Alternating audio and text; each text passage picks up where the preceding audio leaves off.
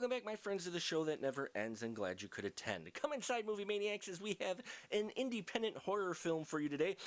Big surprise, independent horror film on the final cut. Say it ain't so, Joe. Oh, it is so, and it is called Beg, which was written and directed by Kevin Macdonald. Now, Kevin Macdonald gives us the story of Jack Fox. He's a legendary detective, single-handedly took down Clayton Starks, this really nasty serial killer guy.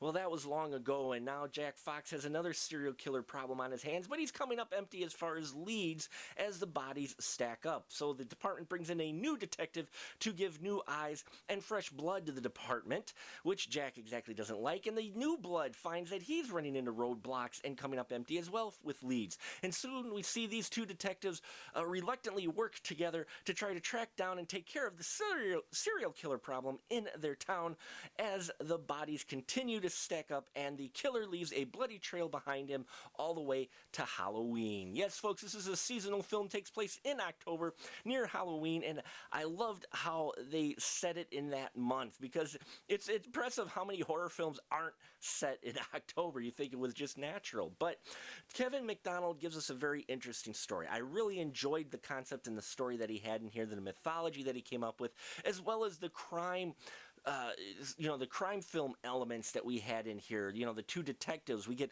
a chunk of their story, plus we get some old school slasher horror and gore in here. Yes, gore horrors, there's plenty of that in here.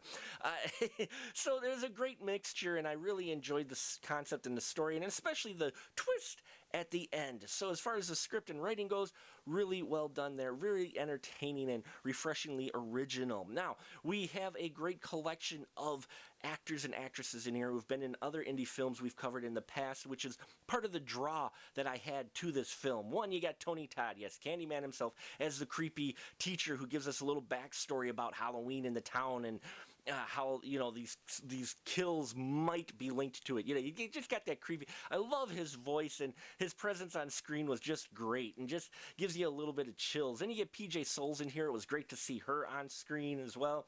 And then how about this? Both Tiffany Shepis and Debbie Rochon in the same film in front of the camera. Always great to see these two very talented actresses out there making the most of their roles, and it's always fun to see them on screen.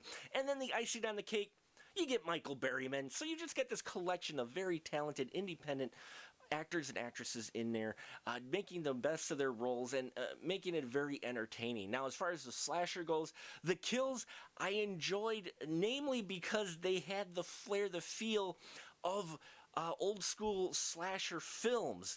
Every kill scene or situation that was in there had harkened back to a slasher film, but it never felt like they were just saying, oh, look at, we're doing retro, oh, look at us, we're doing an homage. Never felt like that at all, but you can see the origins there and the influences there, and I really enjoyed that fact that they had those influences in there.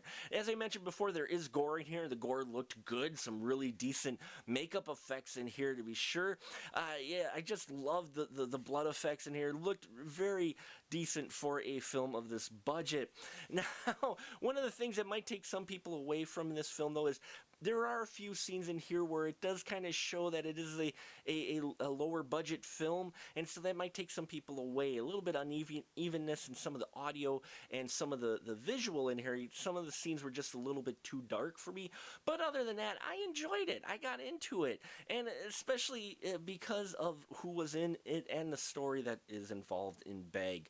Again, not a perfect film, but definitely an entertaining one, especially if you're the fan of any one of these talented folks, or you're just looking for another good indie horror film to put on your list for your 31 Days of Horror.